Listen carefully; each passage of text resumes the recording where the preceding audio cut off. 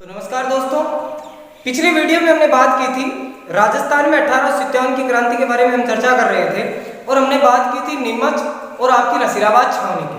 अब उसी को आगे बढ़ाते हुए आज हम बात करेंगे एरिनपुरा में विद्रोह की। अब देखिए, एरिनपुरा जो है ये आपका, मैंने आपको पहले बता दिया कहाँ है, तो ये राजस्थान के पाली जिले में है। कौन से जिले में है? पाली जिले में है। और मोस्टली आप ध्यान में भी रखते होंगे कि पाली जिले ये रणकपुर के जैन मंदिरों के लिए प्रसिद्ध है। 1444 खंभों का जो जैन मंदिर वहां पर है वो है। और अगर कहें कि रणकपुर है वो इसे 1000 खंभों का जो शहर है वो कहा जाता है, तो पाली एरिनपुरा छावनी पाली में थी। यहाँ पर जो विद्रोह हुआ वो 21 अगस्त 1857 को हुआ था। कब हुआ था? 21 अगस्त 1857 को हुआ। ये आप ध्यान में रखोगे कि एरिनपुरा में विद्रोह कब हुआ, तो 21 अगस्त 1857 को। अब देखिए कि एरिनपुरा में यहाँ पर जो विद्रोह हुआ उसमें महत्वपूर्ण भूमिका किसकी थी, तो आप एक नाम ध्यान में रखोगे, शंभू सिंह, और उसके बाद में अगर देखें तो शिवनाथ। ये दो प्रमुख व्यक्ति थे। उसके बाद में अगर हम बात करें तो एक इनमें नाम आता है तिलकराम का। तिलकराम ये प्रमुख यहाँ के विद्रोही करता थे या क्रांतिकारी थे, हम कह सकते हैं, शंभू सिंह, शिवनाथ और तिलकराम। अब देखिए कि इस छावनी के द्वारा एक नारा दिया गया था, चलो दिल्ली मारो फिरंगी, चलो दिल्ली मारो फिरंगी। अक्सर एग्जाम में पूछा जाता है कि चलो दिल्ली मारो फिरंगी का नारा है वो किस छावनी के क्रांतिकारियों द्वारा दिया गया, तो आपका उत्तर रहेगा एरिनपुरा के छावनी के जो क्रांतिकारी थे इनके द्वारा ये नारा दिया गया था।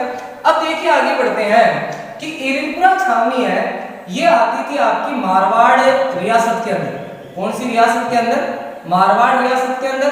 और मारवाड़ रियासत के उस समय जो शासक थे वो थे आपको पता है तख्त सिंह, मैंने पहले ही बता रखा है। तो मारवाड़ रियासत के शासक कौन थे? तख्त सिंह थे। अब देखिए कहानी कहां से शुरू होती है।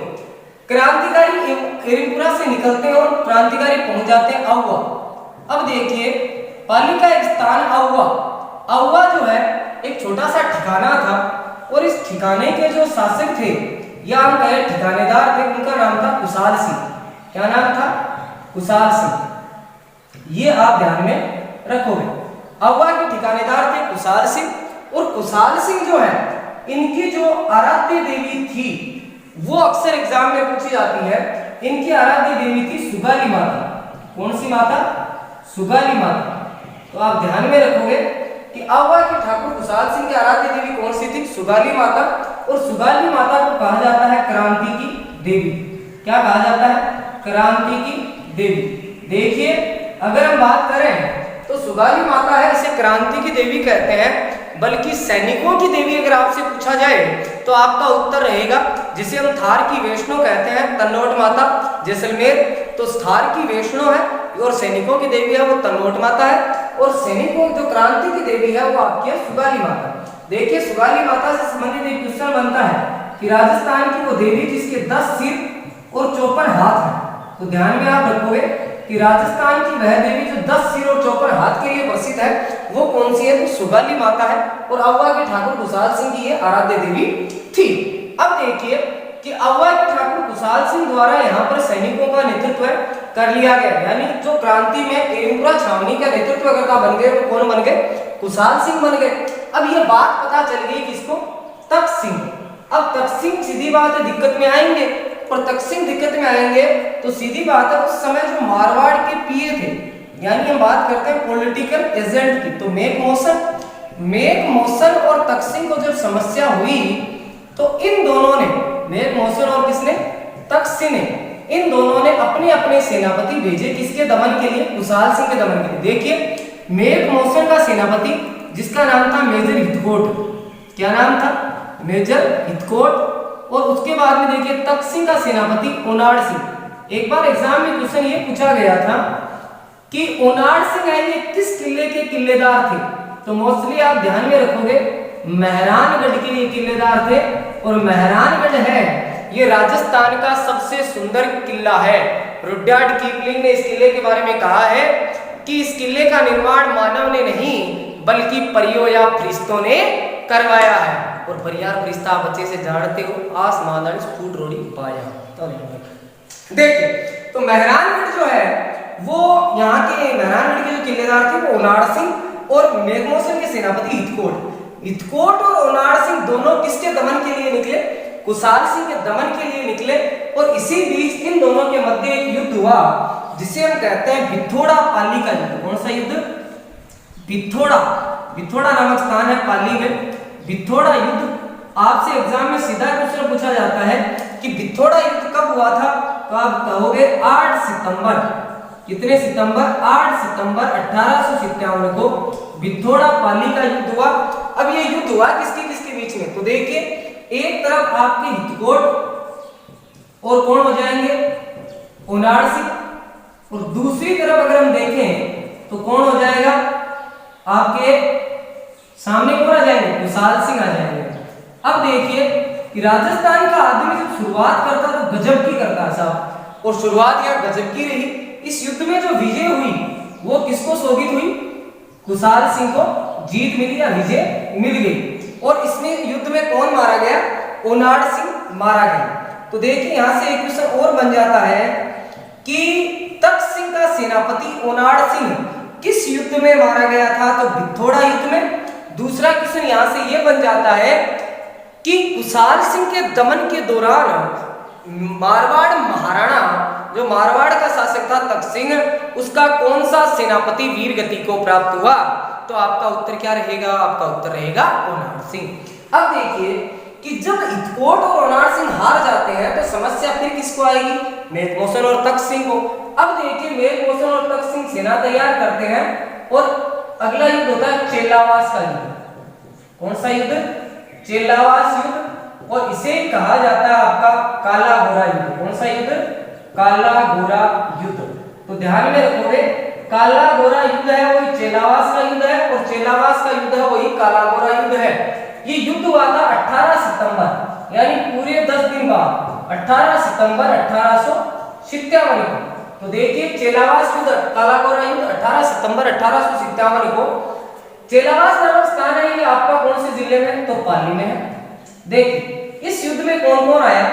राजस्थान की एजीजी पैट्रिक लॉरेंस, नंबर 1 बात पैट्रिक लॉरेंस।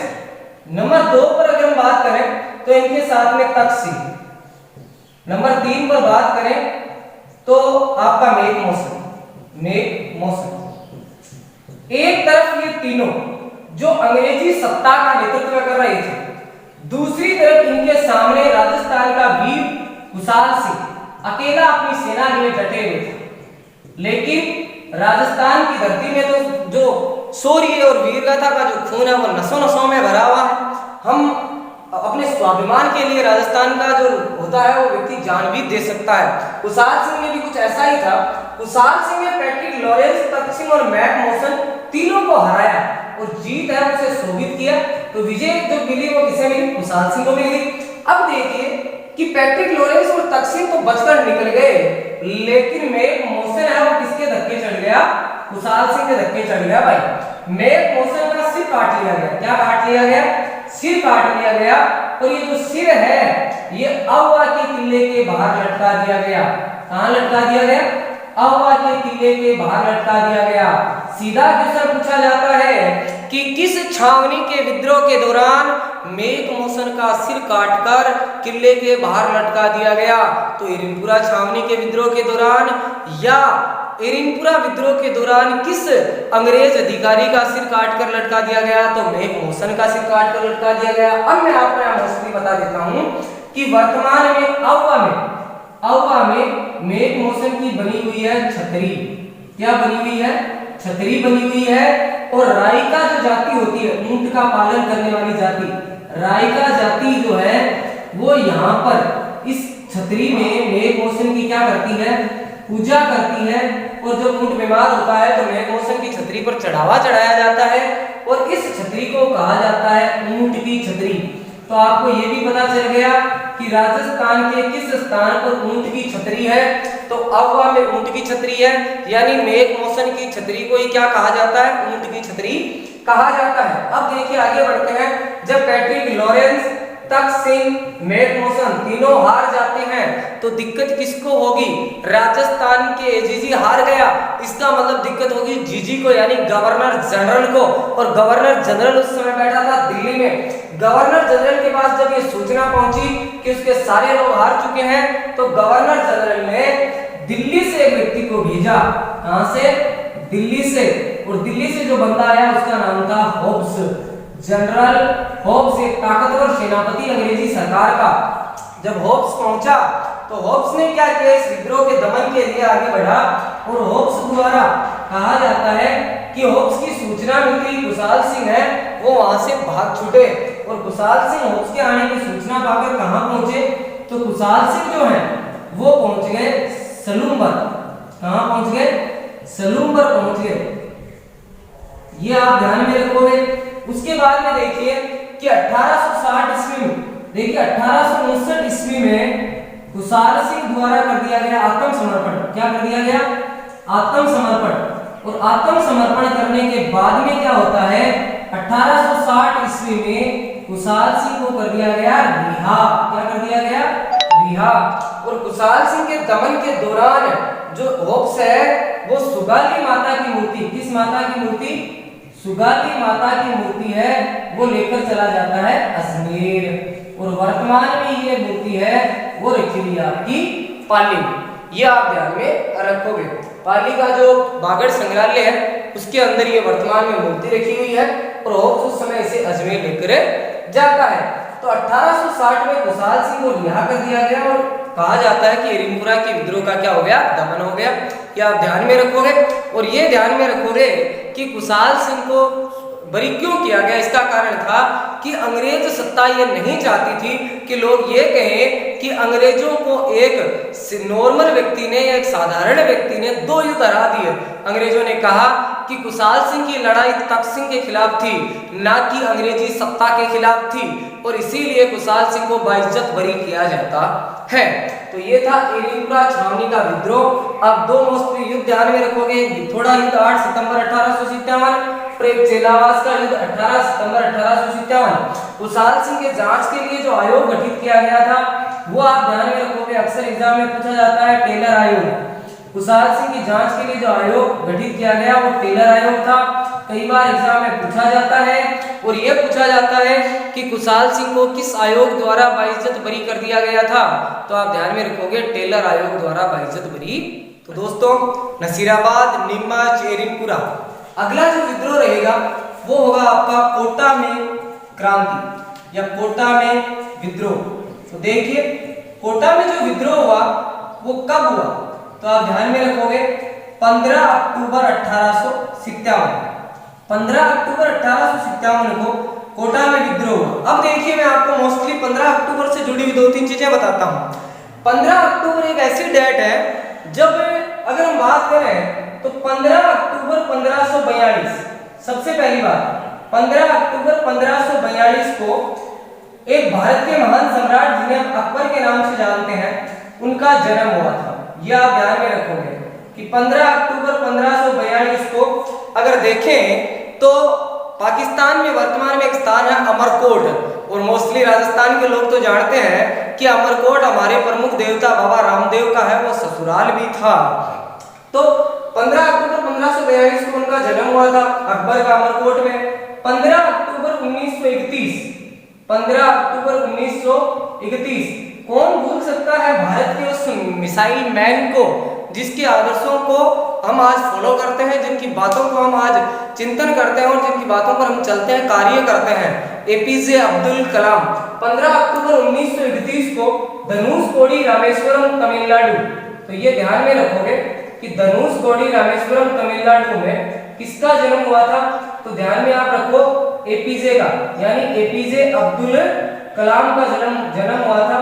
तो ये आप ध्यान में रखोगे। ये दोनों हैं 15 अक्टूबर से जुड़े हुए हैं। और यहाँ पर एक बात और बता देता हूँ, देखिए 1931 नाम आया है तो 1931 किस लिए जाना जाता है? 23 मार्च 1931 को क्या हुआ था? तो देखिए 23 मार्च 1931 को शाम को 7:33 पर भारत के प्रमुख लाडले जिनकी आज यूथ है वो दीवानी है, भगत सिंह, सुखदेव और राजगुरु, इन तीनों को क्या दी गई थी? फांसी दी गई थी। और अगर देखें तो इनकी शहादत आज भी हम याद करते हैं। और भगत सिंह के बारे में ये भी कहा जाता है कि वो एक नास्तिक थे। क्या थे? नास्तिक थे। तो 23 मार्च 1931 शाम को 7:33। और ये ध्यान में रखोगे कि भगत सिंह, सुखदेव और राजगुरु को क्या दी गई थी? फांसी दी गई थी। तो कोटा में विद्रोह हुआ वो 15 अक्टूबर को, और 15 अक्टूबर से संबंधित हमने 4 क्वेश्चन और देख लिए हैं। अब देखिए वापस आते हैं कोटा में विद्रोह। तो देखिए कोटा में जो विद्रोह है वो किसने किया? सबसे पहली बात आती है नेतृत्वकर्ता। तो नेतृत्वकर्ता यहाँ पर जो रहेंगे वो रहेंगे जयदयाल और मेहराब खान। जयदयाल और मेहराब खान। तो कोटा में क्रांति का जो नेतृत्व किया वो जयदयाल और मेहराब खान ने किया था। अब देखिए कि इसके बारे में क्या कहा जाता है। ये एक जन विद्रोह था। जन विद्रोह ये आप कह सकते हो। 1857 की क्रांति का एकमात्र स्थान जहां पर जन विद्रोह हुआ था तो वो होगा कोटा। तो ये आप ध्यान में रखोगे। नंबर 2 बात इसे कहा जाता है इसी विद्रोह के बारे में कि सबसे हिंसक विद्रोह।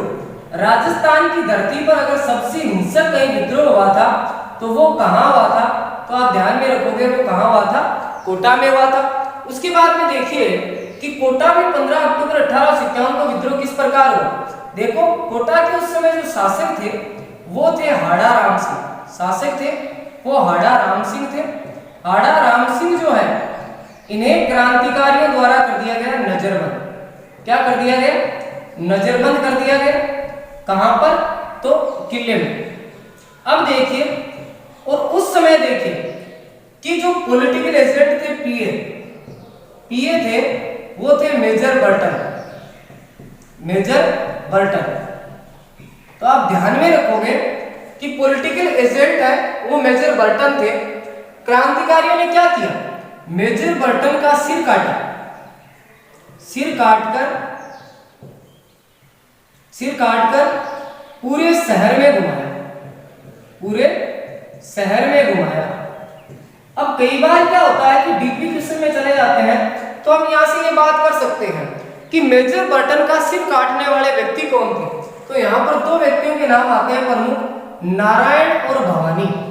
अक्सर एग्जाम में पूछ लिया जाता है कि मेजर बर्टन का सिर काटने का कार्य किसने किया था? तो नारायण और भवानी ने। और पूरे शहर में भयंकर तरीके से घुमाया गया। तो सीधी बात है राजस्थान का वह विद्रोह जिसे सबसे हिंसात्मक विद्रोह माना जाता है। अब देखिए आगे कि यहां पर मेजर बर्टन के साथ साथ डॉक्टर सैंडर्स की भी हत्या कर दी गई। सैंडर्स की हत्या तथा बर्टन के 2 पुत्रों की हत्या। बर्टन के 2 पुत्रों की हत्या कर दी गई। 2 पुत्रों की हत्या ये आप ध्यान में रखोगे। उसके बाद में देखिए कि इस विद्रोह का दमन किस प्रकार हुआ। तो ये आपने लिख लिया होगा, इसे हम मिटा देते हैं। तो इस विद्रोह का दमन किस प्रकार हुआ। तो देखिए कोटा के विद्रोह का जो दमन है, इस दमन करने के लिए आए अंग्रेज अधिकारी जो थे वो आए रॉबर्ट्स। क्या नाम था? रॉबर्ट्स। और उनके साथ में कलश में करौली के शासक मदरपाल। करौली शासक मदरपाल। करौली शासक मदरपाल और रॉबर्ट्स द्वारा कोटा के विद्रोह का क्या किया गया? दमन किया गया। ध्यान में आप ये रखोगे कि इसके नतीजे क्या निकले।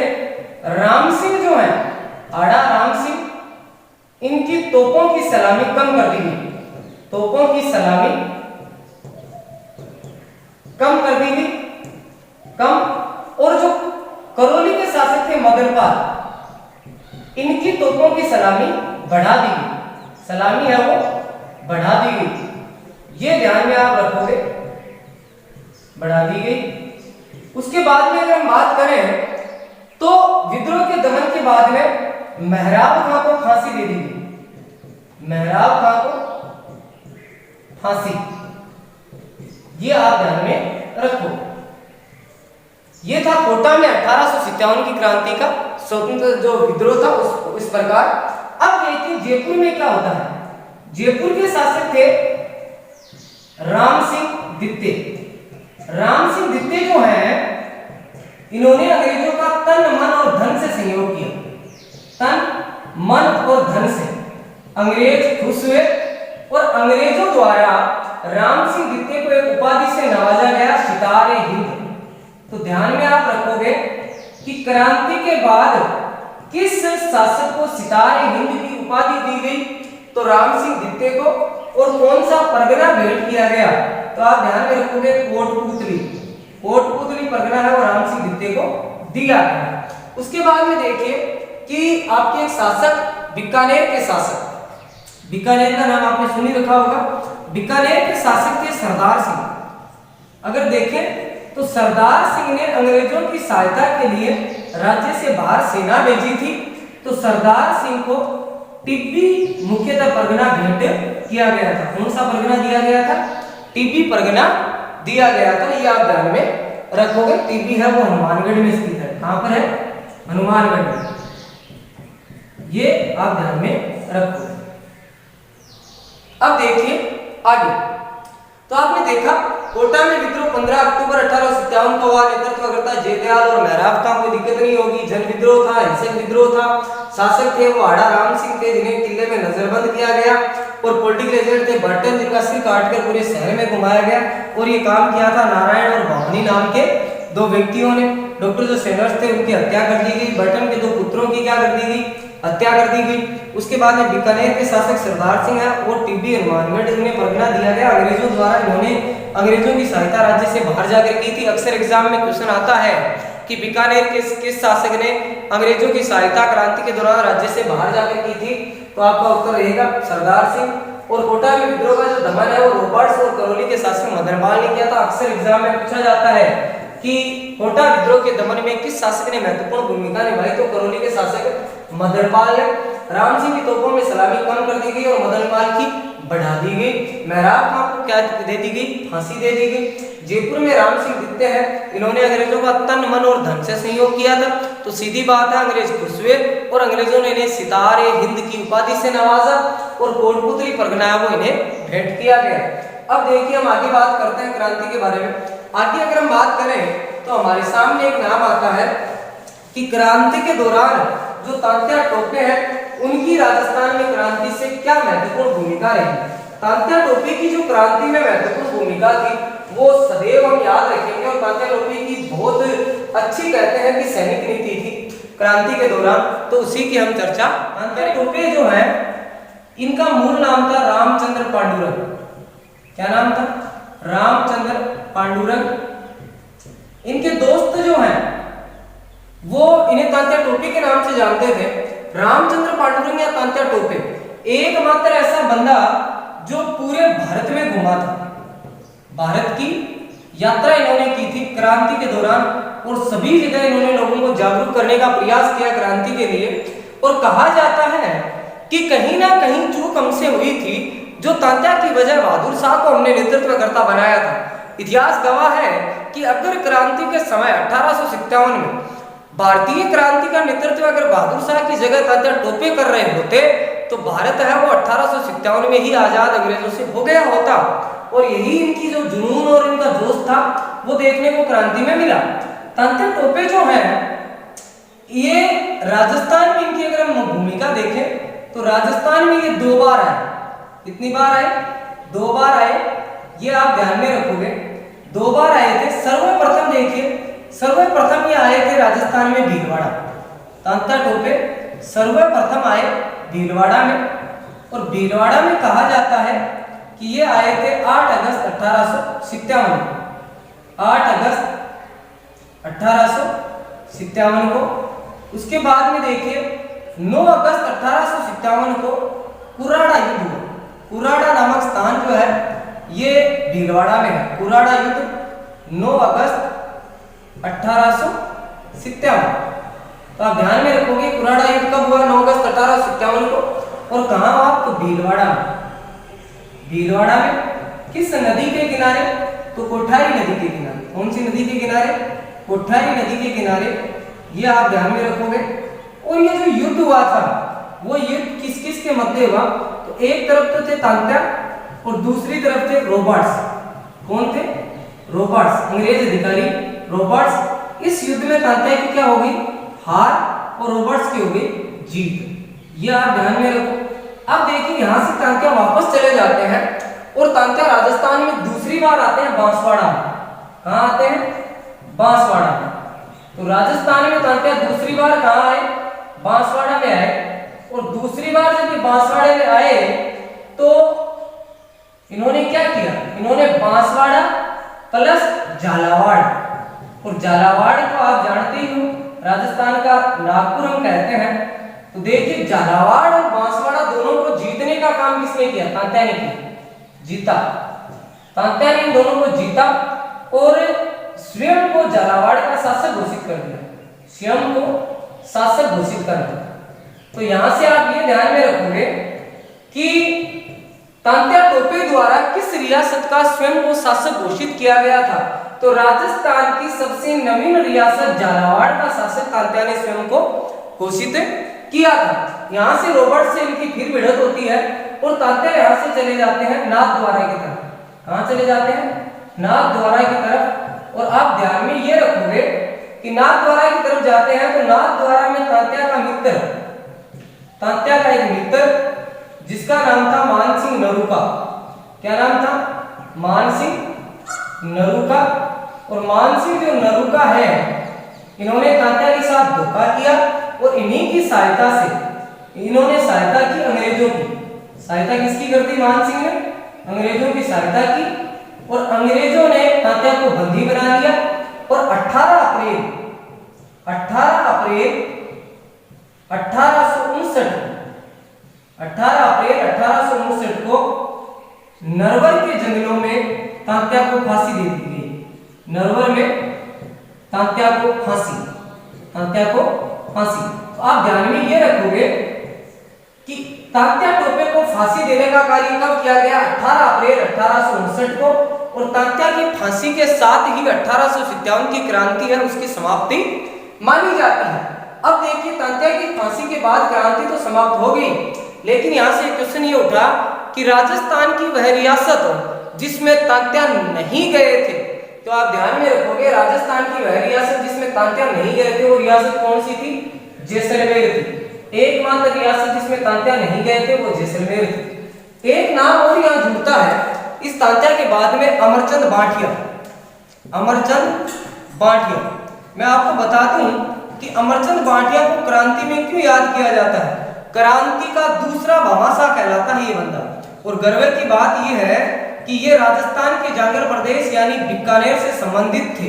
दान देने की इतनी क्षमता कि 1857 की क्रांति के दौरान ग्वालियर में चल रहे अपने जो धंधे थे उनका सारा पैसा इन्होंने रानी लक्ष्मीबाई और तांत्या टोपे को दे दिया था। और कहा जाता है कि वो क्रांति का सबसे बड़ा दान था। तो इसीलिए इन्हें राजस्थान का भामाशाह, क्रांति का भामाशाह और भारत में क्रांति का दूसरा भामाशाह कहा जाता है। अमरचंद बांटिया का जो संबंध था वो था बीकानेर से। और एक बात और ध्यान में रखोगे कि अमरचंद बांटिया को जो फांसी दी गई वो दी गई थी ग्वालियर के सिंधिया महल में। कौन से महल में? सिंधिया महल में। अब मैं आपको मोस्टली एक बात और दिखा देता हूँ, बता देता हूँ कि ये जो सिंधिया परिवार है, आपने नाम सुना होगा सिंधिया परिवार का, पीछे काफी चर्चा में रहा। कहा जाता है अगर क्रांति के दौरान ग्वालियर के सिंधिया क्रांतिकारियों के सहयोग में आ खड़े होते तो भारत है वो 1857 से 1947 तक गुलाम और नहीं रहता। 1857 में स्वतंत्र हो जाता अगर इन्होंने क्रांतिकारियों का साथ दिया होता। और उसी सिंधिया महल में राजस्थान के लाडले अमरचंद बांटिया को क्या दी गई थी? फांसी दी गई थी। क्रांति के बाद में क्या होता है? क्रांति के बाद में जो ब्रिटिश कंपनी थी उसका शासन समाप्त कर दिया जाता है। ब्रिटिश कंपनी का शासन समाप्त हो जाता है। और आप ध्यान में रखोगे 1858 में एक एक्ट लागू होता है और इसी एक्ट के तहत जो शासन जो है वो कंपनी से क्राउन के पास चला जाता है। क्राउन जो है वो ब्रिटेन की संसद को कहा जाता है। यानी ब्रिटेन जो सरकार थी, ब्रिटिश जो सरकार थी, उसने पूरा शासन अपने हाथ में ले लिया। पहले शासन कंपनी चलाती थी और उसके बाद में क्राउन चलाने लगी थी। तो ये आपका एक महत्वपूर्ण टॉपिक 1857 की क्रांति का। अगले टॉपिक की चर्चा करेंगे हम अगले वीडियो में। अगर आपको कोई डाउट हो, कोई क्वेश्चन हो, तो आप कमेंट बॉक्स में लिखें और क्वेश्चन का उत्तर वहीं प्राप्त करें। और अगर आपको कोई और समस्या हो तो आप बेझिझक चैनल पर पूछ सकते हैं। हमारी 100% प्रयास रहेगा कि आप प्रतियोगिता परीक्षा में अच्छे अंकों से अच्छे अंक लेकर आए और आपका 100% सिलेक्शन हो।